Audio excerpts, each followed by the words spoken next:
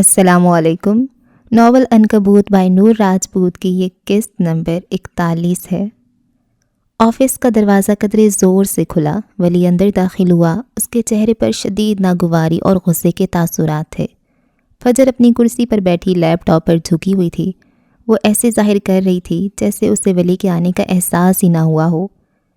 یہ سب کیا ہے؟ یہ آپ کا پروفیشنلزم؟ میڈم فجر، کمال کی مثال قائم کی ہے آپ نے۔ وہ تلخی سے بولا، چہرہ سرخ پڑ چکا تھا۔ فجر نے دھیرے سے سر اٹھایا، اس کی بھویں ہلکی سی سکڑیں، آنکھوں ہی آنکھوں سے سوال کیا۔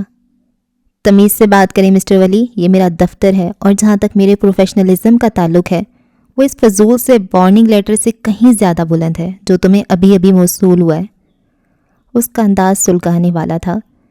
ولی نے ایک قدم آگے بڑھتے ہوئے ہاتھ میں مڑا توڑا کاغذ لہرایا۔ فضول؟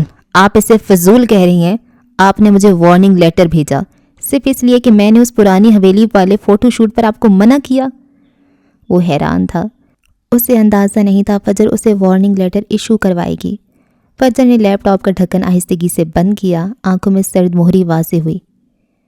اس میں واضح لکھا ہے تم اپنی ریٹن ایکسپلینیشن دے سکتے ہو، مجھ تک آنے کی ضرورت ہی نہیں تھی۔ وہ اسے زج کر رہی تھی۔ ولی نے گہری نظروں سے اسے دیکھا اور اس کے دماغ میں چلنے والے خرافات کا اندازہ لگانے کی کوشش کی، لیکن ناکام رہا۔ اسے لیٹر ملا تھا کہ اس کا رویہ نان پروفیشنل ہے، حالانکہ اس نے ابھی تک ایسا کوئی کام نہیں کیا تھا سوائے اسے نظر انداز کرنے کے۔ میرا رویہ کہاں سے نان پروفیشنل لگا آپ کو؟ اس نے خود پر قابو پاتے پوچھا، لہجہ دھیما رکھا گیا۔ تم میرے پی اے ہو اور تم مجھے نخرے دکھا رہے ہو، کیوں؟ اس نے سینے پر بازو باندھتے پوچھا۔ کرسی سے ٹیک لگائے وہ خوبصورت بلا لگ رہی تھی۔ ولی نے اسے دیکھا اور پھر خود پر ضبط کیا۔ اور آپ کیا کر رہی ہیں؟ آپ اکیلے گھر آ جا رہی ہیں جبکہ آپ جانتی ہیں آپ پر حال ہی میں جان لیوا حملہ ہوا ہے۔ میری ڈیوٹی ہے آپ کو گھر تک پہنچانا اور آپ نے مجھے منع کر دیا۔ کیا اسے ٹینٹرم یاد نہیں تھے؟ دائن نہ ہو تو۔ ہاں تو تم بھی آسانی سے پیچھے ہٹ گئے، ویسے بھی میں تمہاری نخرے کیوں دیکھوں؟ اس نے سکون سے کندھے اچکائے جیسے ساری غلطی ولی کی ہو۔ وہ خاموش رہا، بولنے کے لیے الفاظ تلاش کر رہا تھا۔ تم اپنی حدود اکثر بھول جاتے ہو۔ تم ایک پی اے ہو اور تمہارا کام مشورے دینا ہے تب جب وہ مانگے جائیں، میرے فیصلوں پر سرعام تنقید کرنا نہیں۔ اور ہاں، میں تمہاری باس ہوں، یہ حقیقت جتنی جلدی تسلیم کر لو اتنا تمہارے لیے بہتر ہے۔ اس کی آنکھیں کچھ جتاتی ہوئی تھیں۔ وہ ٹھٹک گیا، چہرے کا نشان مزید گہرا لگا۔ پھر کچھ دیر بعد اس کی آواز سنائی دی۔ میں جانتا ہوں آپ باس ہیں، مگر ایک اچھے باس کی نشانی یہ بھی ہوتی ہے کہ وہ اپنے تجربہ کار سٹاف کی رائے کو اہمیت دے، خاص طور پر جب وہ کمپنی کے بہترین مفاد میں ہو۔ میں نے اس حویلی میں شوٹ سے اس لیے منع کیا تھا کیونکہ وہ سراسر ایک برا کاروباری فیصلہ تھا۔ میں آپ کو زج نہیں کر رہا تھا، میں کمپنی کو بچا رہا تھا۔ بالآخر اس نے ہار مان لی۔ کرسی پر براجمان عورت صرف اس کی باس نہیں تھی، وہ کسی کی غلامی نہیں کرتا تھا۔ اسے حکم ماننا پسند نہیں تھا، پھر بھی وہ اس کی غلامی کر رہا تھا۔ وہ اس تک پہنچنے کے لیے روزانہ حکم مانتا تھا۔ وہ یہاں تک پہنچنے کے لیے بہت کچھ سہ کر آیا تھا، اور ابھی تک اس کا اعتماد نہیں جیت پایا تھا کہ اسے سچ بتا سکے، اپنے بارے میں، رئیس کے بارے میں۔ کمپنی کو بچا رہے تھے یا اپنی اہمیت جتا رہے تھے؟ تمہارا کام میری فائلوں کی حفاظت کرنا ہے ولی، میرے کاروباری فیصلوں پر پہرے دینا نہیں۔ میں اپنے فیصلے خود کر سکتی ہوں اور مجھے تمہارے حفاظتی تجاویز کی ضرورت نہیں۔ تم میرے ملازم ہو اور اسی دائرے میں رہو تو اچھا ہے۔ حالانکہ اس نے ولی کی رائے کو اہمیت دی تھی، پھر بھی ضد کر رہی تھی تاکہ وہ غصے سے پھٹ پڑے اور اس کا اندر ظاہر ہو، مگر وہ شاید کمال ضبط رکھتا تھا۔ اور آپ صرف اپنی انام میں رہنا پسند کرتی ہیں۔ وہ شکست خوردہ لہجے میں بولا، اگر تمہیں میرے کام کرنے کا طریقہ یا میرے فیصلے اتنے ہی ناپسند ہیں تو تمہیں کوئی زبردستی یہاں نہیں روک رہا، دروازہ کھلا ہے۔ وہ اسے جانے کا کہہ رہی تھی۔ ولی نے نظریں اٹھا کر اسے دیکھا۔ آفس میں بھیانک خاموشی چھا گئی، دونوں ایک دوسرے کو دیکھتے رہے۔ وہ فیصلہ کر رہا تھا اور وہ فیصلہ سننا چاہتی تھی، اور پھر وہ گویا ہوا۔ میں معذرت خواہ ہوں میڈم، دوبارہ ایسا نہیں ہوگا۔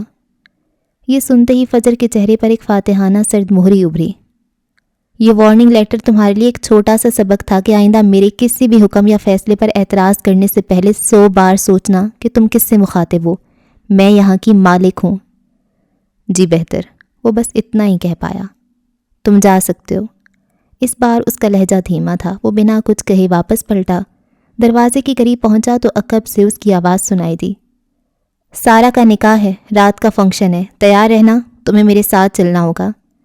اس نے عقب سے حکم دیا۔ ولی نے صرف اسبات میں سر ہلایا اور پھر باہر نکل گیا۔ اس کے جاتی فجر نے اپنا اٹکا ہوا سانس بحال کیا اور بند دروازے کو ایسی نظروں سے دیکھا جیسے کہہ رہی ہو آخر کب تک، اور پھر سر جھٹک کر دوبارہ اپنے کام کی طرف متوجہ ہوئی۔ کیفے کے کونے میں ولی اور جنید بیٹھے تھے۔ ولی کے سامنے کافی کا کپ رکھا تھا جس سے اس نے ابھی تک نہیں چھیڑا۔ وہ اپنی کن پٹیوں کو سہلا رہا تھا جیسے سر درد سے نجات پانے کی کوشش کر رہا ہو۔ جنید کے چہرے پر ہوائیاں اڑ رہی تھیں اور وہ مسلسل اپنی ٹائی ڈھیلی کر رہا تھا۔ کچھ سمجھ نہیں آ رہا کیا کروں۔ فجر نے صبح پھر لیگل ٹیم کی جو کلاس لی ہے، لگتا ہے اس بار تو میں پکا گیا۔ تم نے جو مشورہ دیا تھا وہ ہمارے گلے پڑ رہا ہے۔ جنید جس قدر بے چارگی سے بولا جبکہ ولی خاموش رہا۔ ویسے تم ہو ہی انتہائی منحوس آدمی۔ اگر تم اس دن میٹنگ میں وہ احمقانہ مشورہ نہ دیتے کہ ہر جانے کا کیس کیا جائے تو آج پوری لیگل ٹیم یوں پھنسی نہ ہوتی۔ سب تمہارا کیا دھر ہے۔ جنید نے چڑ کر کہا، میری غلطی؟ محترمہ خود تو سنتی نہیں ہے کسی کی۔ میں نے تو صرف ان کے ویژن کو سپورٹ کیا تھا جو اب ڈراؤنا خواب بن گیا۔ ویسے تمہیں کس نے کہا تھا کہ لکس گروپ جیسی بڑی کمپنی چھوڑ کر منار جوائن کرو، جبکہ تم اچھی طرح جانتے تھے یہ کمپنی فجر کی ہے؟ اب بھگتو۔ ولی نے کافی کا ایک گھونٹ بھرتے جواب دیا، ہاں بھگت رہا ہوں۔ تم بتاؤ، تم تو ان کے ساتھ زیادہ وقت گزارتے ہو، تمہاری کیسی گزر گیا؟ جنید نے سینڈوچ کا ٹکڑا منہ میں ڈالتے پوچھا۔ آج صبح غیر پیشہ ورانہ رویے پر 1 عدد وارننگ لیٹر موصول ہوا ہے۔ ولی کا انداز ایسا تھا کہ جنید نے پہلے حیرانی سے اسے دیکھا اور پھر اس کا ابھرنے والا کہکا بے ساختہ تھا۔ اب وہ اس کی حالت کا حص اٹھا رہا تھا۔ تم کیوں آ گئے ہو شیرنی کی منہ میں سر دینے، اس کے پرسنل اسسٹنٹ بن کر؟ اب تم بھی خوب مزے لو اس کے ملازم ہونے کے۔ ولی جنید کی بات پر تلخی سے مسکرایا۔ ایک لمحے کے لیے خاموشی چھا گئی، پھر اس کی سنجیدہ آواز سنائی دی، بھولو مت جنید، وہ صرف باس نہیں ہے، بیوی ہے میری۔ واہ، پھر تو تم ڈبل پھنسے ہوئی ہو محترم۔ اللہ تمہیں ہمت دے، بلکہ ہمت کی جگہ صبر جمیل عطا فرمائے۔ مطلب کچھ وقت بعد گھر میں بھی باس، دفتر میں بھی باس، یہ تو 24/7 ٹارچر ہوگا۔ وہ محظوظ ہوا، انداز سراسر مذاق اڑانے والا تھا۔ لگ تو کچھ ایسا ہی رہا ہے۔ کبھی کبھی تو لگتا ہے میں کسی کرائم تھرلر فلم کا مرکزی کردار ہوں جس کی ڈائریکٹر فجر ہے اور ویلن رئیس۔ اسی بات پر ایک اور کافی ہو جائے، شاید دماغ کچھ ٹھکانے پر آ جائے۔ جنید نے مسکرا کر کہا، مگر بل تم دو گے، کیا پتہ نان پروفیشنل حرکتوں کی وجہ سے میری تنخواہ کٹ گئی ہو۔ دونوں اپنی اپنی بے چارگی پر مسکراتے رہے۔ کیفے کے مدھم شور میں ان کے دل جلنے کی کہانی کہیں گم سی ہو گئی اور اب وہ سنجیدگی سے لیگل ایشوز کو ڈسکس کر رہے تھے۔ ولی نے جو رئیس گروپ میں دیکھا اور سیکھا تھا وہ پوری توجہ سے جنید کی گوش گزار کر رہا تھا، جبکہ جنید بھویں سکیڑے سن رہا تھا۔ دونوں نہیں جانتے تھے کہ عمارت کے دوسرے کنارے پر فجر اپنے آفس میں LED پر نظریں جمائے بیٹھی تھی، جس کی اسکرین پر اس وقت کیفے میں لگے اس کیمرے کی لائیو ریکارڈنگ چل رہی تھی جس میں وہ دونوں نظر آ رہے تھے۔ ان کی آواز تو سنائی نہیں دے رہی تھی، مگر ان کی حرکتیں کافی مشکوک تھیں۔ وہ کوہرام جو گزشتہ کئی دنوں سے رئیس اورنگزیب کی 2.5 ارب مالیت کے ہیروں کی چوری پر پاکستان بھر کے میڈیا چینلز اور اخباروں کی شہ سرخیوں میں برپا تھا، آج کسی حد تک تھمنے کو تھا۔ سب کی نظریں رئیس ہیڈ آفس پر جمی تھیں، جہاں رئیس اورنگزیب نے ایک اہم پریس کانفرنس کا اعلان کیا تھا۔ اس کا بیان آج پہلی بار عوام کے سامنے آنا والا تھا۔ کانفرنس ہال کھچا کھچ بھرا ہوا تھا۔ ملک کے تمام نامور صحافی، اینکر پرسنز اور کرائم رپورٹرز کیمروں اور مائکرو فونز کے ساتھ موجود تھے۔ ہر چہرے پر ایک سوالیہ نشان تھا، ایک تجسس تھا کہ ہیروں کا یہ معمہ کیا رخ اختیار کرے گا۔ ٹھیک وقت پر رئیس اورنگزیب ہال میں داخل ہوا۔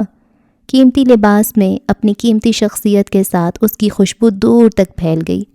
اس کے چہرے پر وہی مخصوص سنجیدگی، آنکھوں میں گہری سوچ اور چال میں پر اعتماد وقار تھا۔ وہ اسٹیج پر آ کر اپنی مخصوص نشست پر براجمان ہوا۔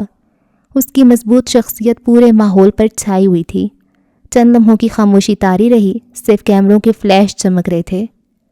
رئیس اورنگزیب کے ذہن میں گزشتہ چند دنوں کی تمام تفصیلات کسی فلم کی طرح گردش کر رہی تھیں۔ پولیس کی بے سود بھاگ دوڑ، میڈیا کا بے لگام شور اور سب سے بڑھ کر اس کا اپنا اندرونی یقین کہ یہ کوئی معمولی واردات نہیں۔ اس نے طویل سوچ و بچار کے بعد ایک فیصلہ کر لیا تھا، ایک ایسا فیصلہ جو شاید بہت سے لوگوں کے لیے حیران کن ہوتا، مگر اس کے نزدیک یہی واحد راستہ تھا۔ وہ جانتا تھا کہ پولیس کو نہ تو اب تک کوئی ٹھوس ثبوت ملا تھا اور نہ ہی آئندہ ملنے کی کوئی خاص امید تھی۔ یہ جال اتنا سادہ نہیں تھا کہ روایتی تفتیش سے اس کی گرہیں کھلتیں۔ یہ کوئی عام حادثہ نہیں تھا اور اس سے روایتی طریقوں سے نہیں نپٹا جا سکتا تھا۔ اس نے فیصلہ کیا تھا کہ وہ یہ کیس پولیس کے ذریعے مزید آگے نہیں بڑھائے گا۔ ایک بار جب یہ معاملہ قانونی طور پر سردخانے کی نظر ہو جائے گا، تبھی وہ اپنی ذاتی طاقت اور وسائل کو مکمل آزادی سے استعمال کر سکے گا۔ مگر اس اقدام سے پہلے عوام کی تیز نگاہوں اور میڈیا کی بے چین توجہ کو اس کیس سے ہٹانا اولین ترجیح تھی۔ اس نے مائکرو فون اپنی طرف کیا، ایک گہری سانس لی اور انتہائی نپے تلے اور پرعزم لہجے میں گفتگو کا آغاز کیا۔ گزشتہ چند روز میرے لیے، میری فیملی اور میری کمپنی کے لیے انتہائی تکلیف دہ اور مشکل گزرے ہیں۔ 2.5 ارب مالیت کے ہیروں کی چوری بلا شبہ ایک بہت بڑا نقصان ہے، نہ صرف مالی اعتبار سے بلکہ میری ساکھ اور میرے ادارے کے اعتماد کے لیے بھی۔ اس نے ایک لمحے کے لیے توقف کیا، حاضرین کے چہروں کا جائزہ لیا۔ میں سب سے پہلے قانون نافذ کرنے والے اداروں، خصوصاً پولیس کا تہ دل سے شکریہ ادا کرنا چاہتا ہوں، جنہوں نے اس کیس کی تفتیش میں دن رات محنت کی۔ ان کی کوششیں قابل ستائش ہیں۔ ایک زیرک مسکراہٹ اس کے لبوں کو چھو کر گزری۔ اس نے بات جاری رکھی۔ بعض اوقات کچھ معاملات اتنے پیچیدہ ہوتے ہیں کہ ان کا سرا روایتی طریقوں سے نہیں مل پاتا۔ اس مسلسل تفتیش اور میڈیا کی غیر معمولی توجہ سے نہ صرف میرے معمولات زندگی متاثر ہو رہے ہیں، بلکہ میری کمپنی کے دیگر اہم منصوبوں پر بھی منفی اثر پڑ رہا ہے۔ اس نے اپنی بات کو ایک نیا موڑ دیا۔ بہت سوچ بچار اور اپنے قانونی مشیروں سے صلاح مشورے کے بعد میں نے فیصلہ کیا ہے، میں پولیس سے درخواست کروں گا کہ وہ اس کیس کی تفتیش کو فی الحال روک دے۔ اس کا ہرگز یہ مطلب نہیں کہ ہم نے امید چھوڑ دی ہے یا ہم مجرموں کو کیفر کردار تک پہنچانا نہیں چاہتے، بلکہ میں سمجھتا ہوں کہ اب وقت آ گیا ہے کہ اس معاملے کو ایک مختلف زاویے سے دیکھا جائے۔ ہال میں ایک ہلکی سی چہمگوئی شروع ہوئی، جسے رئیس نے اپنے ہاتھ کے اشارے سے خاموش کرا دیا۔ میں عوام سے بھی درخواست کروں گا کہ وہ اس معاملے کو اب ماضی کا حصہ سمجھیں۔ میں نہیں چاہتا کہ یہ معاملہ مزید قومی سطح پر زیر بحث رہے۔ میری تمام تر توجہ اب اپنے کاروبار اور مستقبل کے منصوبوں پر مرکوز ہوگی۔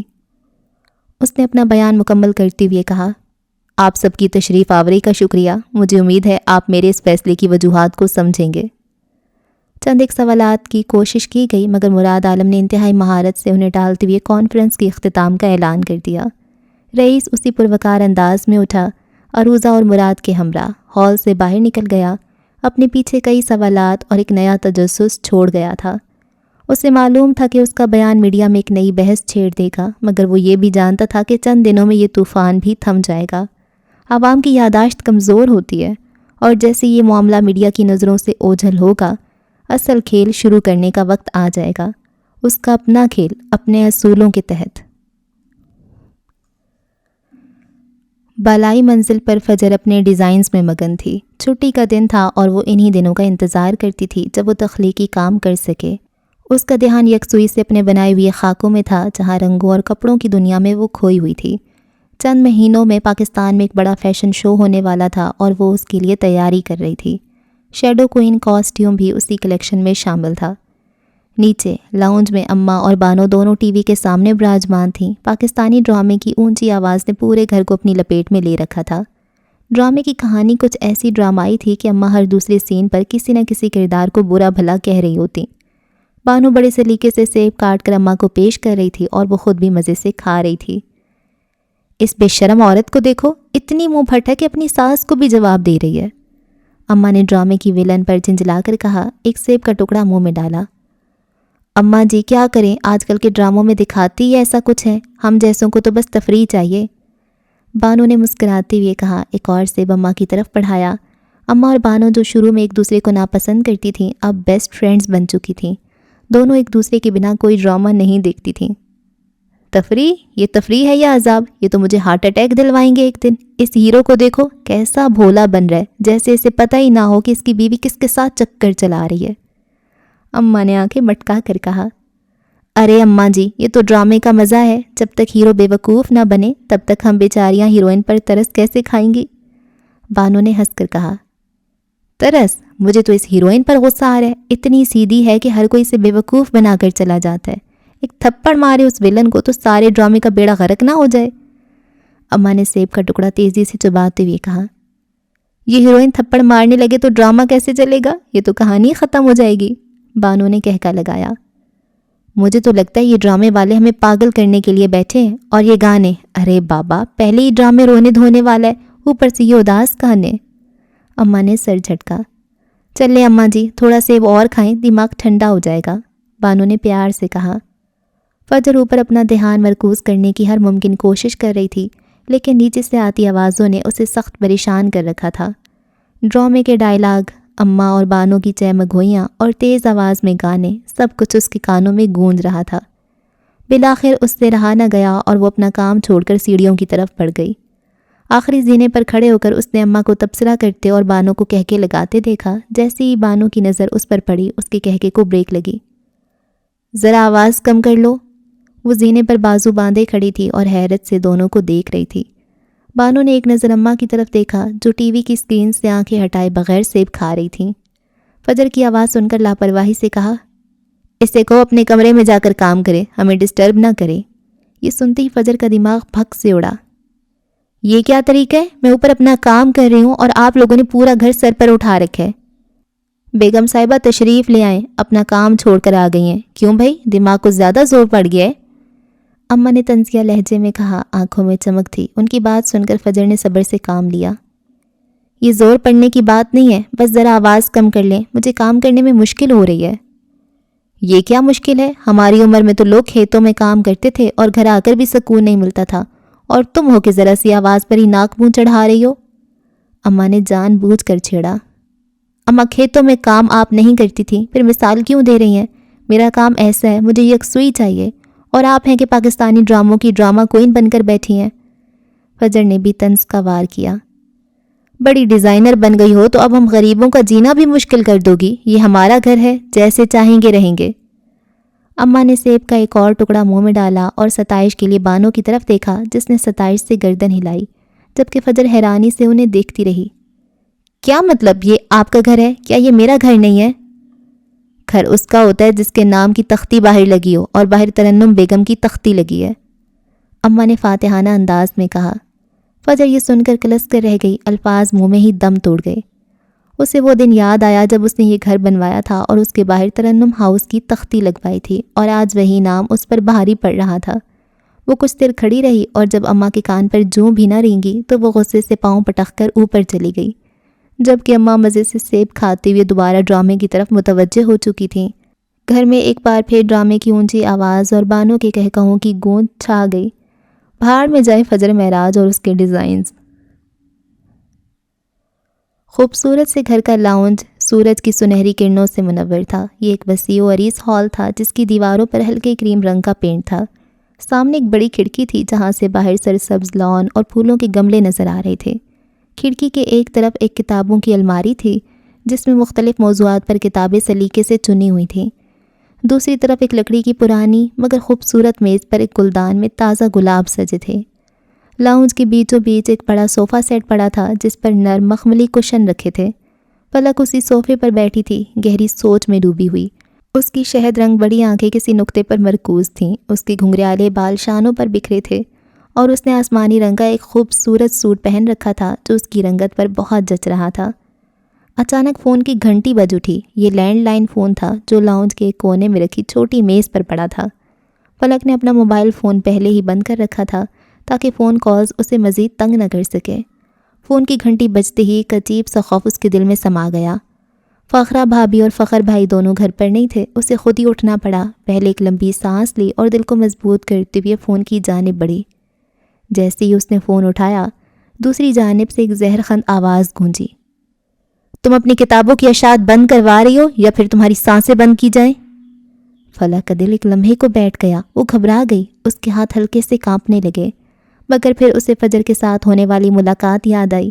اس نے گہری سانس لی اور کپکپاتے ہاتھوں کی مٹھیوں کو بھینچتے ہوئے اپنی گردن اونچی کر کے جواب دیا۔ اس کی آواز میں اب کوئی لرزش نہیں تھی بلکہ ایک مضبوط ارادہ تھا۔ کتاب کی اشاعت تو نہیں روکے گی، تمہیں جو کرنا ہے کر لو، اس نے مضبوط لہجے میں جواب دیا۔ اس کی آنکھوں میں چمک تھی اور اس کے چہرے پر ایک عزم تھا۔ اس نے بنا کچھ سنے ریسیور رکھ دیا اور ایک گہری سانس لی۔ اس کے اندر ایک نئی طاقت نے جنم لیا تھا۔ وہ جانتی تھی کہ یہ راستہ آسان نہیں، مگر اب وہ پیچھے ہٹنے والی نہیں تھی۔ لاؤنج کی خاموشی میں فون کی گھنٹی دوبارہ گونجی اس نے گہری سانس لی اور اس بار بغیر کسی ہچکچاہٹ کے فون اٹھا لیا۔ ہیلو؟ فلک کی آواز میں اب پہلے والی جھجک نہیں تھی۔ دوسری جانب سے وہی زہر خند آواز دوبارہ گونجی، اس بار اس میں غصہ اور وارننگ مزید واضح تھی۔ تمہاری سمجھ میں نہیں آیا کہ ہم کیا چاہتے ہیں؟ میں نے کہا تھا اپنی کتاب کی اشاعت بند کروا دو۔ فلک نے یہ سنتے ہی ٹھنڈے لہجے میں جواب دیا، اس کی آواز کی مضبوطی بڑھتی جا رہی تھی۔ میں نے بھی تمہیں اپنا جواب دے دیا ہے، پرفریب کی اشاعت نہیں روکے گی، یہ کتاب اپنا سفر جاری رکھے گی۔ نامعلوم شخص کی آواز بلند ہوئی، اس میں اب دھمکی کا عنصر شامل ہو چکا تھا۔ تم جانتی ہو کہ ہمارے الفاظ کا کیا مطلب ہے؟ یہ خالی دھمکیاں نہیں ہیں، اگر تم نے بات نہ مانی تو تمہاری جان بھی جا سکتی ہے۔ فلک کے لبوں پر ایک ہلکی سی مسکراہٹ آئی جو کسی خوف کی نہیں بلکہ چیلنج قبول کرنے کی مسکراہٹ تھی۔ اس نے گردن اونچی کی اور مضبوطی سے کہا، میری جان میرے ہاتھ میں نہیں ہے، یہ اللہ کے ہاتھ میں ہے، لیکن میری سوچ، میرے الفاظ اور میری قلم میرے ہاتھ میں ہے، اور انہیں کوئی نہیں روک سکتا، نہ تمہاری دھمکیاں، نہ تمہاری گندی سوچ۔ نامعلوم شخص کچھ دیر خاموش رہا، جیسے اسے فلک کے اس پر اعتماد جواب کی توقع نہیں تھی۔ پھر اس کی آواز میں ایک عجیب سی صفاقی آئی۔ تمہیں اس کی قیمت چکانی پڑے گی فلک عالمگیر، تمہاری یہ کتاب عورتوں کو گمراہ کر رہی ہے، ہمارے معاشرے میں فساد پھیلا رہی ہے، ہم یہ سب برداشت نہیں کریں گے۔ فساد میں نہیں بلکہ تمہاری دقیانوسی سوچ پھیلا رہی ہے۔ اس کی آواز میں اب غصہ بھی شامل ہو رہا تھا۔ میری کتاب عورتوں کو ان کے حقوق، ان کی پہچان اور ان کی آزادی کے بارے میں بتا رہی ہے، یہ کسی کو گمراہ نہیں کر رہی بلکہ روشن کر رہی ہے، اور اگر سچ بولنے اور روشنی پھیلانے کی قیمت جان ہے تو میں اسے ادا کرنے کو تیار ہوں۔ تم پچھتاؤ گی، نامعلوم شخص گھرایا، اس کی آواز میں گہری خفگی تھی۔ تم نے ہمارا مقابلہ کر کے بہت بڑی غلطی کی ہے۔ میں نے غلطی نہیں کی، فلک نے پرسکون مگر پختہ لہجے میں کہا۔ میں نے سچ کا ساتھ دیا ہے اور سچ کی جیت ہوتی ہے، اب یہ بحث ختم کرو، میں اپنا فیصلہ سنا چکی ہوں۔ فلک نے نامعلوم شخص کے مزید کچھ کہنے سے پہلے ہی فون کاٹ دیا۔ ریسیور کو دوبارہ میز پر رکھتے ہوئے اس نے گہری سانس لی۔ اس کے ہاتھوں میں اب کوئی کپکپاہٹ نہیں تھی، اس کا دل اب مطمئن تھا۔ اسے معلوم تھا کہ یہ راستہ آسان نہیں ہوگا، مگر اس کے اندر ایک نئی طاقت جنم لے چکی تھی جو اسے ہر مشکل کا سامنا کرنے کا حوصلہ دے رہی تھی۔ اس نے ثابت کر دیا تھا کہ قلم کی طاقت دھمکیوں سے زیادہ مضبوط ہے۔ فجر کا مکڑی سگنیچر سٹائل صرف ایک ڈیزائن کی شکل نہیں ہے بلکہ یہ اس کے فن کا ایک لازمی حصہ بن چکا تھا۔ اس کی تخلیق کردہ کاسٹیومز میں مکڑی کے جالوں کی نزاکت، اس کی ساخت کی پیچیدگی اور مکڑی کی پر اسرار موجودگی کا ایک حسین امتزاج ہوتا تھا۔ یہ چیز اسے دوسرے ڈیزائنر سے ممتاز کرتی تھی اور اس کے کام کو ایک منفرد شناخت بخشتی تھی۔ اس وقت بھی وہ ایک ایسا لباس تیار کر رہی تھی جو سفید اور سیاہ رنگوں کے امتزاج سے بنا ہوا تھا۔ یہ لباس سادہ مگر انتہائی پر اسرار تھا۔ سفید رنگ خالصتاً اور خوبصورتی کی علامت، جبکہ سیاہ رنگ گہرائی اور اسرار کو ظاہر کرتا تھا۔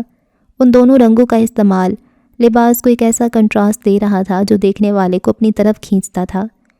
لباس کا کٹ ایسا جو جسم کی خد و خال کو خوبصورتی سے اجاگر کرتا تھا، لیکن اس میں کہیں نہ کہیں ایک الجھا ہوا سا احساس بھی چھپا ہوا تھا۔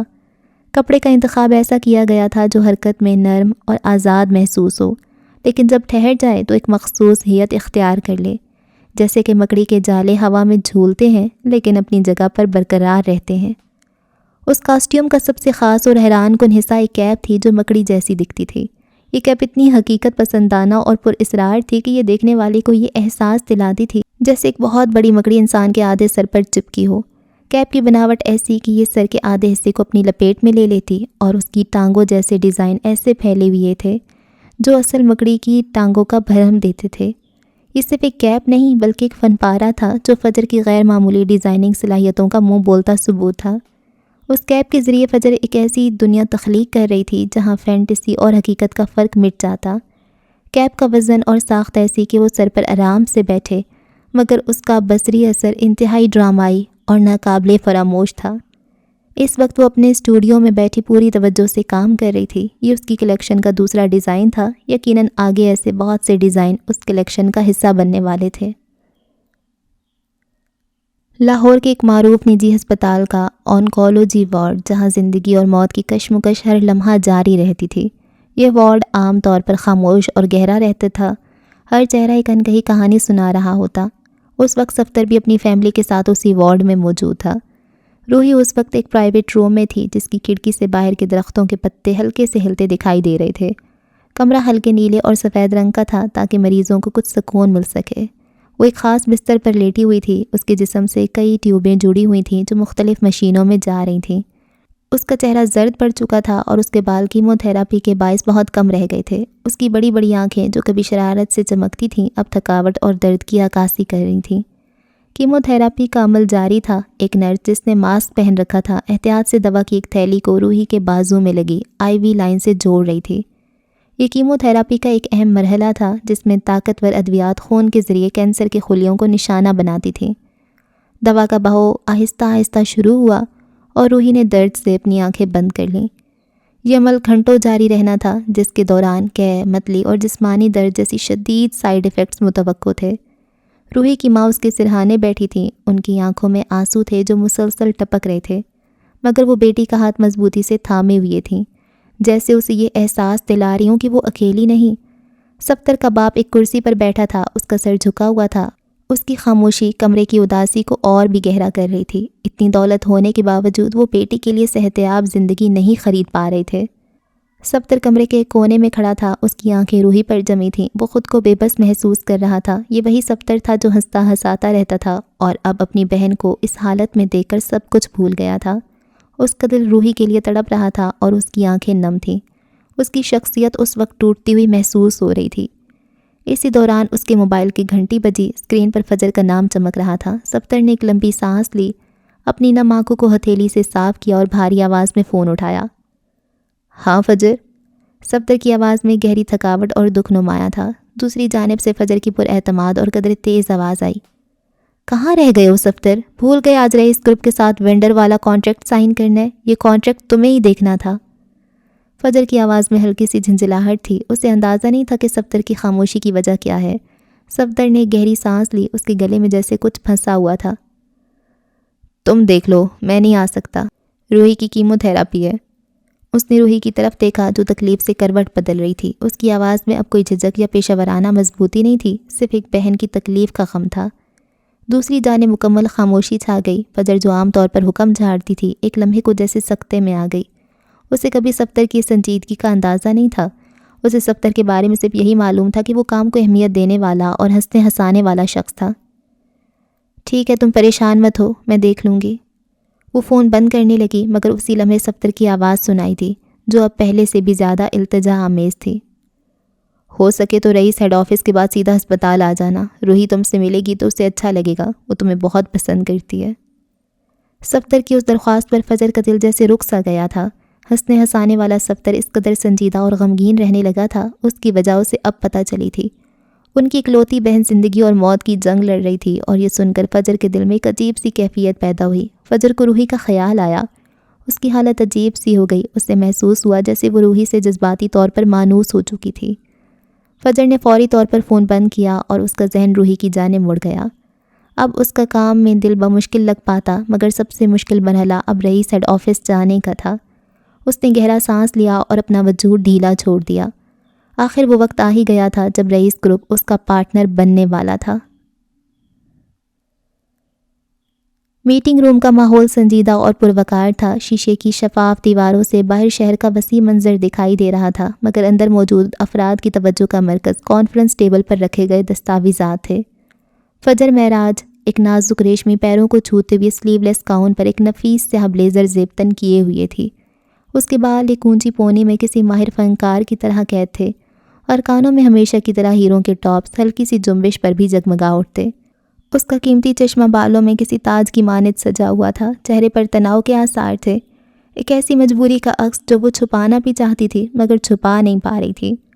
اس کے ساتھ ولی ایک مستعد سائے کی طرح موجود تھا جو ہر لمحہ صورتحال کا جائزہ لے رہا تھا۔ دوسری جانب رئیس اپنے مخصوص انداز میں بیٹھا تھا، اس کے چہرے پر ایک فاتحانہ اور گہری مسکراہٹ تھی، جیسے کوئی شاطر کھلاڑی اپنی چال کامیاب ہونے پر مسکراتا ہے۔ وہ فجر کی اندرونی کشمکش سے پوری طرح واقف تھا اور شاید اسی سے لطف اندوز ہو رہا تھا۔ فجر کے لیے یہ معاہدہ ایک کڑوا گھونٹ تھا، وہ رئیس کے ساتھ کام نہیں کرنا چاہتی تھی۔ دونوں کے درمیان ماضی کی تلخیاں ایک انکہی داستان تھیں، ایک ملکہ ملعون اور ایک ڈارک لارڈ کی طرح، جن کے راستے مجبوری میں ہی صحیح ایک بار پھر ٹکرا گئے تھے۔ رئیس کے وکیل نے معاہدے کی اہم شقیں پڑھ کر سنائیں۔ اس معاہدے کے تحت رئیس ٹیکسٹائل منار فیشن کمپنی کو آئندہ 2 سال کے لیے خصوصی وینڈر کے طور پر اعلیٰ معیار کا کپڑا فراہم کرے گا۔ کپڑے کا معیار، ڈیزائن اور مقدار منار فیشن کمپنی کی جانب سے فراہم کردہ تفصیلات کے عین مطابق ہوگا۔ فجر نے بے دلی سے سر ہلایا۔ اس کی نگاہیں بار بار رئیس کے چہرے پر پڑتیں جہاں وہی فاتحانہ مسکراہٹ برقرار تھی۔ ولی نے آگے بڑھ کر فجر کو ایک خوبصورت پین تھمایا۔ فجر نے گہری سانس لی جیسے خود کو کسی ناگزیر فیصلے کے لیے تیار کر رہی ہو، اور پھر تیزی سے معاہدے پر دستخط کر دیے۔ اس کے دستخط کے بعد رئیس نے بھی اطمینان سے اپنے دستخط ثبت کیے۔ دستاویزات کا تبادلہ ہوا۔ جیسے ہی وہ میٹنگ روم کے وسیع دروازے سے باہر نکلے، راہداری میں غیر متوقع منظر ان کا منتظر تھا۔ ایک ویل چیئر پر لڑکی بیٹھی تھی جس کی بڑی بڑی آنکھیں حیرت سے فجر پر جمی تھیں۔ وہ زرتاش اورنگزیب تھی۔ اس نے پہلے فجر کو دیکھا جو اپنے مخصوص پراعتماد انداز میں کھڑی تھی، پھر اس کی نظر فجر کی دائیں جانب کھڑے رئیس پر پڑی اور پھر بائیں جانب جمے ہوئے ولی پر، جو کسی باڈی گارڈ کی طرح حفاظت پر مامور نظر آ رہا تھا۔ زرتاش کے چہرے پر حیرانی کے تاثرات مزید گہرے ہو گئے۔ وہ کچھ کہنے والی تھی کہ ولی نے نہایت آہستگی سے آنکھوں ہی آنکھوں میں اسے خاموش رہنے کا اشارہ کیا۔ رئیس فجر کو اس سے متعارف کرواتے ہوئے بولا، ان سے ملو، یہ زرتاش اورنگزیب ہیں، میری چھوٹی بہن۔ فجر جو خود بھی اس اچانک ملاقات پر کچھ حیران ہوئی تھی، فوراً خود کو سنبھالتے ہوئے سنجیدگی سے سلام کے بعد بولی، آپ سے مل کر خوشی ہوئی۔ اس کا انداز پیشہ ورانہ تھا۔ زرتاش نے بھی آہستہ سے سلام کا جواب دیا، مگر اس کی نگاہوں میں اب بھی کئی انکہے سوال تھے۔ فجر رئیس اور ولی کے ہمراہ راہداری میں آگے بڑھ گئی۔ وہ اب انہیں کچھ چیزوں سے آگاہ کر رہا تھا جبکہ وہ پہلے بھی وہاں آ چکی تھی۔ خاموشی نے اسے گھیر رکھا۔ کچھ قدم چلنے کے بعد رئیس نے طنزیہ لہجے میں فجر کی طرف دیکھتے ہوئے کہا، بالآخر تم رئیس کے ساتھ کام کرنے آ ہی گئیں فجر معراج۔ ہاں، کیونکہ مجبوری ہے۔ اس نے اپنے قدموں کی رفتار تیز کر دی۔ اس کے چہرے پر کوئی خاص تاثر نہیں تھا، مگر اس کے دل میں ایک طوفان برپا تھا۔ اس سے یہ شراکت داری کچھ خاص پسند نہیں آئی تھی۔ تم اس معاہدے پر کچھ کہنا چاہو گی؟ رئیس نے اپنی بات جاری رکھی۔ لہجے میں وہی بالادستی تھی۔ بالآخر اسے رکنا پڑا۔ اس بار اس کے لبوں پر ایک سرد مسکراہٹ ابھری، مگر اس کی آنکھوں کی شدت کم نہ ہوئی۔ اس نے ایک گہری نظر رئیس پر ڈالی اور پھر بازو باندھتے ہوئے نہایت سلگانے والے لہجے میں جواب دیا، مجھ سے مردوں والی چال بازیاں مت کیجیے گا، ورنہ میں آپ کو عورتوں والے فریب دکھاؤں گی۔ یہ جملہ ایک غیر متوقع حملے کی طرح تھا۔ رئیس جو اپنی فتح کے نشے میں چور تھا، ایک لمحے کے لیے سناٹے میں آ گیا۔ اس کے چہرے کا رنگ بے ساختہ سرخ پڑ گیا جیسے کسی نے اچانک تھپڑ رسید کر دیا ہو۔ پھر ایک ناقابل یقین کہکا اس کے حلق سے برآمد ہوا، ایک ایسا کہکا جس میں حیرت، غصہ اور شاید تھوڑی سی بے یقینی بھی شامل تھی۔ لیکن یہ کہکا جتنی تیزی سے ابھرا تھا اتنی ہی تیزی سے اس کے چہرے پر قہر کی سیاہی چھوڑ گیا۔ اس کے جبڑے بھینچ گئے، آنکھوں میں ایک وحشیانہ چمک ابھری۔ وہ مضبوط پراعتماد قدموں سے فجر کی جانب بڑھا۔ ہر قدم میں ایک دھمکی تھی۔ 2 قدم، ابھی اس نے صرف 2 قدم ہی اٹھائے تھے کہ فجر کے پیچھے کھڑا ولی، جو اب تک ایک خاموش مبصر بنا ہوا تھا، بجلی کسی تیزی سے حرکت میں آیا۔ وہ ایک جھٹکے سے آگے بڑھا اور رئیس اور فجر کے درمیان ایک آہنی دیوار کی طرح حائل ہو گیا۔ فاصلہ رکھ کر بات کریں۔ ولی کی آواز پاٹ اور لہجہ 2 ٹوک تھا، جیسے کسی تربیت یافتہ محافظ کا ہو۔ اس کے انداز میں ایک واضح پیغام تھا کہ مزید کوئی پیش قدمی برداشت نہیں کی جائے گی۔ وہ سیاہ ڈریس پینٹ پہنے ہوئے تھا، چمچماتے جوتے، نفاست سے جمے بال۔ وہ ہر طرح سے مکمل لگ رہا تھا۔ یہ سب اتنی اچانک ہوا تھا کہ ایک لمحے کے لیے راہداری میں مکمل سکوت طاری ہو گیا۔ فجر اپنی جگہ پر ساکت کھڑی رہی۔ اس کی نگاہیں اب بھی کسی شکاری کی طرح رئیس پر جمی ہوئی تھیں۔ ولی کی اس غیر متوقع مداخلت پر رئیس کے ابرو حیرت سے اٹھے، مگر اگلے ہی لمحے اس کے چہرے پر پھر وہی استہزائیہ مسکراہٹ لوٹ آئی، جیسے وہ اس نئی صورتحال سے بھی محظوظ ہو رہا ہو۔ تو اب تم نے باڈی گارڈ بھی رکھ لیا ہے؟ رئیس نے طنزیہ انداز میں کہا۔ اس کی نظریں ولی پر تھیں مگر مخاطب فجر تھی۔ نائس۔ یہ الفاظ جیسے فجر کی برداشت کی آخری حد تھے۔ اس نے تیزی سے ولی کا بازو پکڑا اور اس سے نرمی سے مگر مضبوطی سے کھینچ کر اپنے پیچھے کیا۔ اس کی گردن فخر سے بلند تھی، آنکھوں میں وہی ملکہ ملعون والی بے نیازی اور طاقت کی جھلک۔ مجھے گارڈز کی ضرورت نہیں ہے۔ اس کی آواز میں ایک ناقابل شکست عزم تھا۔ میں تمہارے لیے اکیلی ہی کافی ہوں۔ رئیس ایک لمحے کے لیے خاموش رہا، فجر کے اس بے باک انداز کا جائزہ لیتا رہا، پھر اس کی آنکھوں میں ایک گہری پر اسرار چمک ابھری، جیسے وہ کسی پرانے راز سے پردہ اٹھا رہا ہو۔ تو پھر سنو مس معراج۔ اس نے فجر کی آنکھوں میں اپنی آنکھیں گاڑ دیں جیسے اس کی روح میں اتر رہی ہوں۔ میں عورتوں سے چال بازیاں نہیں کرتا، تمہارے فریب صرف میرا راستہ بدل سکتے ہیں، لیکن یاد رکھنا اگر میں فریب پر اترا تو تمہاری منزل بدل دوں گا۔ راہداری کی ٹھنڈی ہوا میں یہ الفاظ کسی اندیکھے خنجر کی طرح ترازو ہو گئے۔ فجر اور رئیس، دو طاقتور شخصیتیں ایک دوسرے کے سامنے کھڑی تھیں۔ ان کے درمیان ایک نہ ختم ہونے والی جنگ کا آغاز ہو چکا تھا، جس کی پہلی جھلک آج اس راہداری میں نظر آئی تھی۔ فجر اس کے دیکھے گئی اور اس کے پیچھے کھڑا ولی بھی اسے ہی دیکھ رہا تھا، پھر وہ بنا کچھ کہے پلٹ گئی۔ ولی اس کے پیچھے تھا، اب وہ دونوں ساتھ چل رہے تھے، ایک سی ادا سے۔ ولی کے ہاتھ میں فائل تھی اور فجر کے کندھے پر بیگ۔ رئیس نے ان دونوں کو جاتے دیکھا اور گہری سنجیدگی اس کے اندر تک اتر گئی۔ کچھ تھا جو چبھنے لگا تھا، مگر کیا، یہ سمجھ نہیں آیا تھا۔ رات کے 9 بجے کا وقت تھا اور رئیس اورنگزیب کی مرسیڈیز بینز اس کے وسیع و عریض سفید مینشن کے پورچ میں آ رکی، جو رات کی تاریکی میں جگمگا رہا تھا۔ شوفر نے تیزی سے آگے بڑھ کر دروازہ کھولا اور رئیس باہر نکلا۔ سفید ڈریس شرٹ میں ملبوس، تھکا ہونے کے باوجود اس کی شخصیت میں وقار نمایاں تھا۔ کوٹ اس نے بازو پر رکھا ہوا تھا۔ شوفر نے اسے تھامنا چاہا مگر رئیس نے ہاتھ کے اشارے سے منع کر دیا۔ وہ ایک لمبی روش پر چلتا ہوا گھر کے اندر داخل ہو گیا۔ اندر سناٹا تھا جو اس کے قدموں کی چاپ سے ٹوٹنے لگا۔ وہ ڈرائنگ روم عبور کرتا ہوا لاؤنج میں پہنچا تو وہاں زرتاش اور احمد اورنگزیب کو بیٹھے دیکھ کر اسے خوشگوار حیرت ہوئی۔ اس کی ساری تھکن پل بھر میں کافور ہو گئی، جیسے کوئی جادو ہو گیا ہو۔ یہ اس کا خاندان تھا، اس کے اپنے۔ ایک نئی توانائی کے ساتھ وہ ان کی جانب بڑھا، چہرے پر مسکراہٹ پھیل گئی۔ ہیلو لیڈیز اینڈ جینٹلمین، اس نے خوشگوار لہجے میں کہا اور آگے بڑھ کر خالی سنگل صوفے پر بیٹھ گیا۔ ایک جانب زری بیٹھی تھی جبکہ احمد اورنگزیب صاحب اپنی ویل چیئر پر تھے، جو اسے دیکھتے ہی رخ موڑ گئے۔ رئیس ان کی حرکت پر دھیرے سے ہنس دیا۔ مجھے دیکھ کر رخ موڑ لیا؟ کیا اتنا برا ہوں میں؟ تم اس سے بھی برے ہو۔ اورنگزیب صاحب کی خفگی بھری آواز ابھری اور رئیس کے چہرے پر صدیوں کی تھکن ابھر آئی۔ اس نے کوٹ کو صوفے کے بازو پر ڈالا، اوپری 2 بٹن مزید کھولے اور صوفے سے پشت ٹکا لی۔ آخر میں نے کیا کیا جو آپ مجھے دیکھ کر رخ پھیر لیتے ہیں؟ اس بار اس کے لہجے میں صرف سوال ہی نہیں، اذیت بھی تھی۔ ذریعے اسے گھور کر دیکھ رہی تھی۔ آج اس نے آفس میں فجر کو دیکھا تھا، وہ اس کے ساتھ معاہدے کرتا پھر رہا تھا۔ تم نے میرا نام مٹی میں ملا دیا، اورنگزیب صاحب نے یوں ہی رخ موڑے جواب دیا۔ جس نام کو لوگ عزت اور رتبہ دیتے تھے، تم نے اسے طاقت اور خود غرضی کی علامت بنا دیا۔ ان کی بائیں حصے پر فالج کا اٹیک ہوا تھا، اب پہلے سے بہتر تھے، لیکن ابھی تک وہ ویل چیئر پر تھے۔ پچھلے 6-7 مہینوں سے وہ بولنا شروع ہو گئے تھے اور اب رئیس کی اچھی خاصی درگت بنتی تھی۔ ان کی بات سنتے ہی رئیس کی بھویں سکڑ گئیں۔ آپ کا نام بچا ہی کب تھا؟ رئیس کے لہجے میں غصہ بھی تھا اور اذیت بھی۔ سالوں پہلے اورنگزیب ٹیکسٹائل کے ساتھ ہی آپ کا نام جل بجھ گیا تھا۔ میرے باپ کے مرنے پر اورنگزیب جیولرز کی کمر ٹوٹ گئی تھی۔ یہ میں ہی ہوں جس نے یہ سب زندہ رکھا، جس نے اورنگزیب خاندان کو ایک نئی پہچان دی، ایسی پہچان جو کوئی نہیں مٹا سکتا۔ آج تک اس نے سارے الزامات خاموشی سے سہ لیے تھے، مگر ہر الزام کی ایک حد ہوتی ہے۔ تم نے یہ سب صرف اپنے لیے کیا، اپنی پہچان بنانے کی خاطر، اپنی طاقت کی خاطر۔ تم طاقت کے پجاری ہو۔ ان کے لہجے میں غصہ نمایاں تھا، سفید چہرہ سرخ پڑ چکا تھا۔ رئیس نے ایک نظر ان کی پشت کو دیکھا۔ پہچان یوں ہی نہیں بن جاتی۔ پھر وہ گویا ہوا۔ بڑے بڑے ہتھ کنڈے استعمال کرنے پڑتے ہیں، تب کہیں جا کر لوگوں کے دلوں میں آپ کا دبدبا بیٹھتا ہے۔ اور جو 2.5 ارب کا نقصان ہوا ہے اس کا کیا؟ آخر تم ایسی کون سی جیولری بناتے ہو جس میں 2.5 ارب مالیت کے ہیرے لگیں؟ تھوڑا بہت اپنے پوتے کے بارے میں گوگل کر لیا ہوتا تو یہ سوال پوتے سے نہ پوچھنا پڑتا۔ وہ منہ بنا کر اٹھ کھڑا ہوا۔ یہاں بیٹھنا فضول تھا، وہ تھکن اتارنا چاہتا تھا مگر تھکن مزید بڑھ گئی۔ ان سب سے اچھا تھا کہ تم شادی کر لیتے، میری نسل تو آگے بڑھتی۔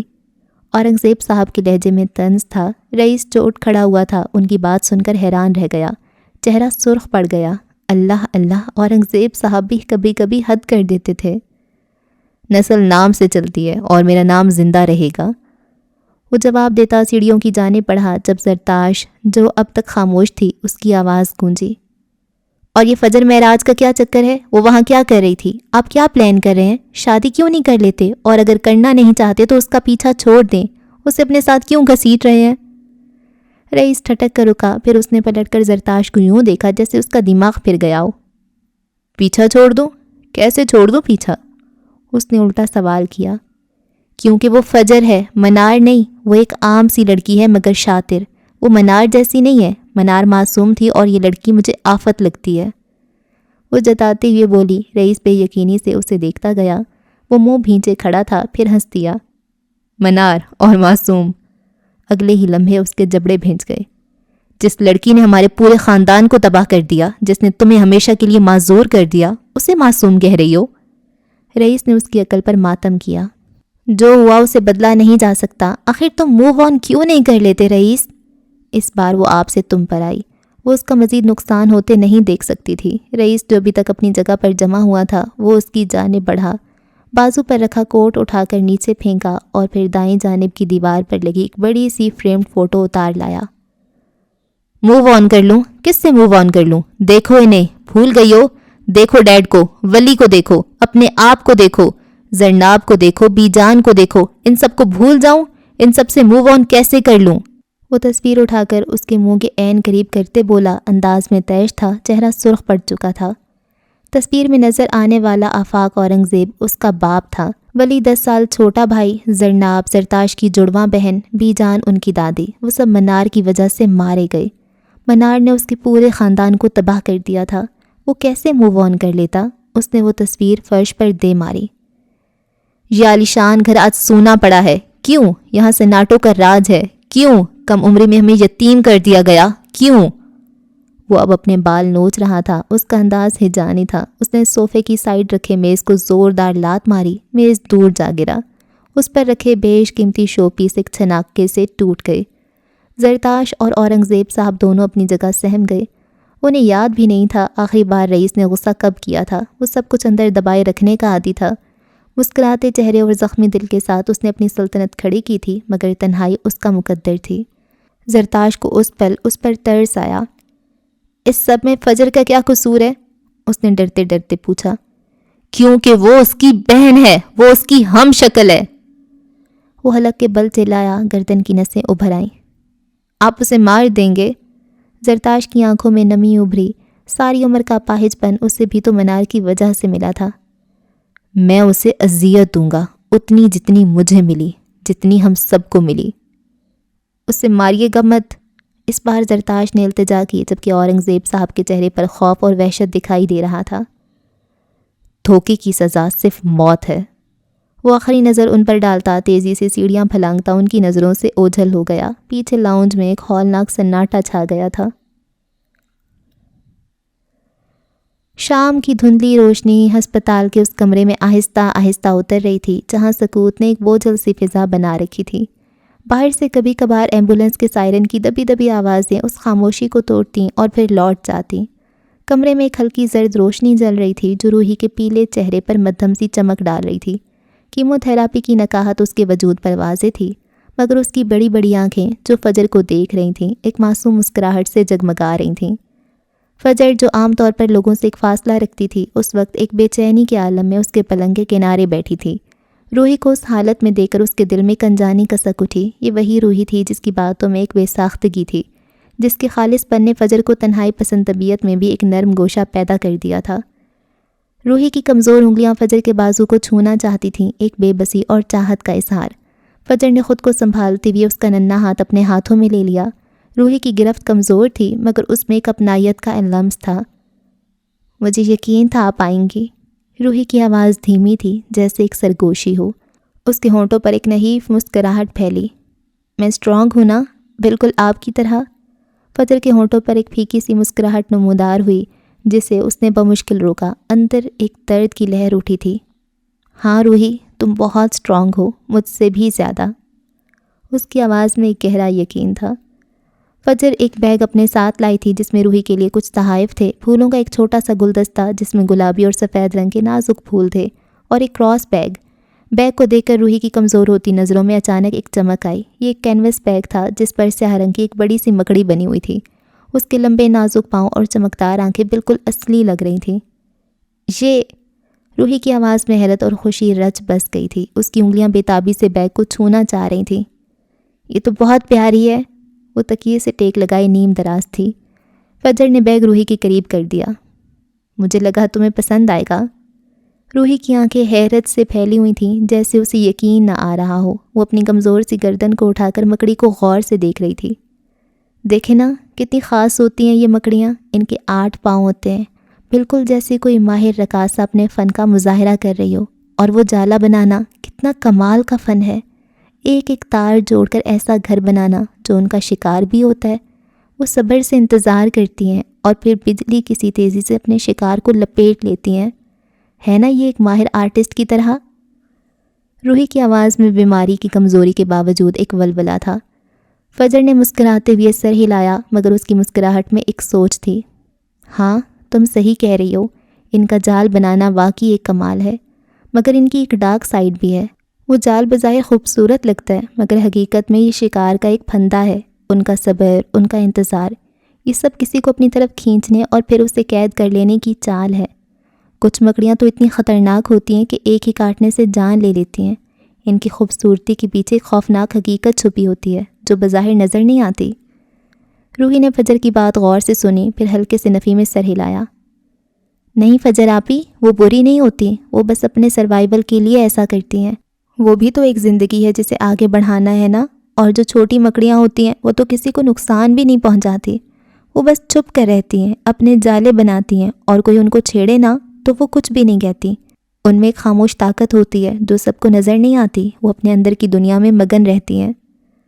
وہ خود بھی کسی چھوٹی مکڑی کی طرح تھی جو اپنے سروائیول کی جنگ لڑ رہی تھی۔ ہر چیز کے دو پہلو ہوتے ہیں، اچھا اور برا، خوبصورت اور خوفناک۔ یہ بس دیکھنے والے کی نظر پر منحصر کرتا ہے کہ وہ کیا دیکھتا ہے۔ روحی کے ہونٹوں پر دھیمی سی مسکراہٹ پھیلی۔ آپ کو پتہ ہے میری ماما کہتی ہیں دنیا میں کچھ بھی صرف اچھا یا صرف برا نہیں ہوتا، ہر چیز کے اندر روشنی اور سایہ دونوں ہوتے ہیں۔ جیسے آپ کے ڈیزائنز میں ہوتا ہے نا، کبھی بہت چمکدار رنگ ہوتے ہیں اور کبھی بہت گہرے خاموش رنگ، مگر دونوں مل کر ہی خوبصورت لگتے ہیں۔ فجر نے غور سے روحی کو دیکھا، اس کی باتوں میں ایک گہرائی تھی جو اس کی عمر سے کہیں زیادہ تھی۔ ہاں یہ تو ہے، کچھ چیزیں اپنی تاریکی میں بھی ایک خوبصورتی رکھتی ہیں، جیسے اندھیری رات میں جگمگاتے ستارے یا سمندر کی گہرائی میں چھپی وہ مخلوقات جو کبھی دن کی روشنی نہیں دیکھتی۔ بالکل، روحی کی آنکھیں چمک اٹھیں۔ مکڑیاں بھی ایسی ہی ہیں، وہ اپنی تاریک جگہوں میں اپنی چھپی ہوئی دنیا میں رہتی ہیں، مگر ان کا وجود کتنا اہم ہے۔ وہ کیڑوں کو کھا کر ہمیں صاف ماحول دیتی ہیں، وہ کسی کو نقصان پہنچانے کے لیے نہیں بنتی۔ ان کا جال بھی تو دیکھیں کتنا مضبوط ہوتا ہے، جیسے کوئی مضبوط رشتہ، آپ کے اور میرے جیسے۔ روحی کے آخری الفاظ پر فجر کا دل ایک پل کو رکا۔ اس نے بے اختیار روحی کا ہاتھ اور مضبوطی سے تھام لیا، اس رشتے کی مضبوطی جو چند ملاقاتوں میں بن گیا تھا۔ اس نے مسکرانے کی کوشش کی۔ اس نے روحی کے سر کو دیکھا جہاں بال کیمو تھراپی کی وجہ سے بہت کم ہو گئے تھے۔ ایک لمحے کے لیے فجر کو لگا جیسے اس کی اپنی روح کا کوئی تار اس کمزور مگر زندہ دل بچی سے جڑ گیا ہو۔ وہ مسٹر اسکار آپ کے ساتھ آئے ہیں؟ روحی کے پوچھنے کا انداز ایسا تھا کہ فجر نے الجھی نظروں سے اسے دیکھا۔ آپ کا پی اے، ان کے فیس پر نشان ہے نا، اس لیے میں نے ان کا نام اسکار رکھ دیا ہے۔ اس کے کہنے کا انداز ایسا تھا کہ فجر بے ساختہ مسکرا دی۔ کمرے میں صرف ان کی سانسوں کی ہلکی آوازیں گونج رہی تھیں، باہر شام اور گہری ہو رہی تھی اور اندر دو مختلف دنیاؤں کی دو روحیں ایک دوسرے کے قریب بیٹھی تھیں، خاموشی سے ایک دوسرے کو سہارا دے رہی تھیں۔ روحی کی مکڑیوں سے محبت اور فجر کا وہ پر اسرار تحفہ اس لمحے کو ایک انوکھا اور پرسکون جادو بخش رہا تھا۔ اوکے جی، تو اس ایپیسوڈ کو ہم یہاں پہ ختم کرتے ہیں۔ مجھے ایک بات لگ رہی ہے، وہ یہ لگ رہی ہے کہ کیا پتہ فجر کو پتہ ہو ولی کون ہے۔ وہ اسے غصہ دلا رہی ہے تاکہ اس کی اصلیت ظاہر آ جائے۔ وہ بتا دے کہ میں پی اے نہیں ہوں تمہارا، میں تمہارا ہسبینڈ ہوں۔ ہے نا، مے بی ہو بھی سکتا ہے، شاید۔ اچھا اور کیا ہوا ہے؟ اور ہاں، اس کی اماں کے ساتھ تھوڑے سے تعلقات بہتر ہو رہے ہیں۔ اماں ٹھیک ہے بھائی، ترنم ہاؤس بن گیا ایک، اور رئیس کی اس کے ساتھ ملاقات ہوتی ہے فجر کے ساتھ، ٹھیک ہے، معاہدہ ہو گیا، اچھی بات ہے۔ اور کیا ہوا ہے؟ اچھا ہاں، رئیس کی پوری فیملی کو منار نے تباہ کر دیا۔ بھائی کون تھی منار؟ کیا کرتی رہی ہے وہ؟ اتنے لوگوں کو اس نے مار دیا ہے، ایک کو اپاہج کر دیا، کیا ہے منار؟ ایک کو پاگل بھی کیا ہوا ہے، وہ جو ارسل تھا، ارسل کے چچا کو پاگل کر دیا، اس کی بہن کو معذور کر دیا، اس کی دادی کو، اس کی فادر کو، اس کے اور کون تھا کوئی، اس کے فادر کا چھوٹا بھائی ہے نا، ایک اس کی کوئی جڑوا بہن تھی، اس کو مار دیا۔ کیا کرتی کیا رہی ہے منار؟ منار کے اپنے اماں ابا ڈرے رہے ہیں منار سے۔ منار پتہ نہیں کیا چیز ہے منار۔ لیٹس سی اس کی کب کہانی آئے گی تب پتہ چلے گا۔ اوکے جی، تو ہم کرتے ہیں اگلی قسط میں آپ سے ملاقات. ایک بات مجھے کرنی تھی، اگر آپ میری بات مانیں گے ہیں. وہ بات یہ ہے کہ میری بھانجی ہے جویریہ، تو اس نے یوٹیوب پہ ایک چینل بنایا ہے، ٹھیک ہے. کافی اچھا تو نہیں چل رہا، ہاں بس ٹھیک ہی چل رہا ہے، لیکن وہ محنت کر رہی ہے. تو اس کے نا واچ ٹائم پورا ہو گیا، اس کے سبسکرائبرز نہیں پورے ہو رہے. تو ویسے تو میں ایسے کسی کو فیور نہیں دیتی، کسی کا چینل پروموٹ نہیں کرتی. بھئی میں کیوں کروں پروموٹ، اپنی محنت خود کرو نا. لیکن وہ اتنے ٹائم سے لگی ہوئی ہے، اس کے 1000 سبسکرائبرز نہیں ہو رہے. اور میرا دل کر رہا ہے کہ میں اس کو ایک شاؤٹ آؤٹ دے دوں. شاؤٹ آؤٹ ہوتا ہے، شاٹ آؤٹ ہوتا ہے، جو بھی ہوتا ہے وہ دے دوں. ویسے تو وہ آپ کے کام کا چینل نہیں ہے، وہ بچوں کا چینل ہے، لیکن سبسکرائب تو آپ کر سکتے ہیں اس کو سپورٹ کرنے کے لیے. میری بھانجی ہے، اتنا تو آپ لوگ فیور مجھے دے ہی سکتے ہیں نا، ہے نا. تو اس کا چینل یہاں پر اسکرین میں آپ کو نظر آ رہا ہوگا. تو آپ نے یہ کرنا ہے کہ اس چینل پہ جا کے سبسکرائب کر دینا، ٹھیک ہے. یار چھوٹی سی بچی ہے، خوش ہو جائے گی، اتنے عرصے سے محنت کر رہی ہے. تو اتنا تو آپ لوگ کر سکتے ہیں میرے لیے، اس کے لیے بھی لیکن زیادہ میرے لیے. میں آپ کو اتنی کہانیاں سناتی ہوں. تو جائیں بچی کو اور سبسکرائب کریں، ٹھیک ہے، سپورٹ کر دیں. کم آن، میں بار بار کیوں کہہ رہی ہوں، میرا ایک دفعہ کہنا ہی کافی تھا، ہے نا. چلو ٹھیک ہے، شاباش، جانا ضرور. اس کے چینل کا نام ہے ڈیکوڈنگ مائنڈ. میں اس کا لنک کامنٹ سیکشن میں بھی دے دوں گی، ٹھیک ہے. اور یہاں پر آپ کو اسکرین میں بھی اس کا لوگو شوگو کچھ نظر آ جائے گا. یار اتنے سارے لوگ ہو، سب نے جانا ہے، ضرور جانا ہے، پکا جانا ہے، ٹھیک ہے. پھر میں آپ لوگوں کو 2 قسطیں دوں گی. مذاق کر رہی ہوں، ایک ہی ایپیسوڈ آئے گی، لیکن سبسکرائب کرنا ہے ہر ہر ہر ہر ہر ہر حال میں. اوکے، اللہ حافظ.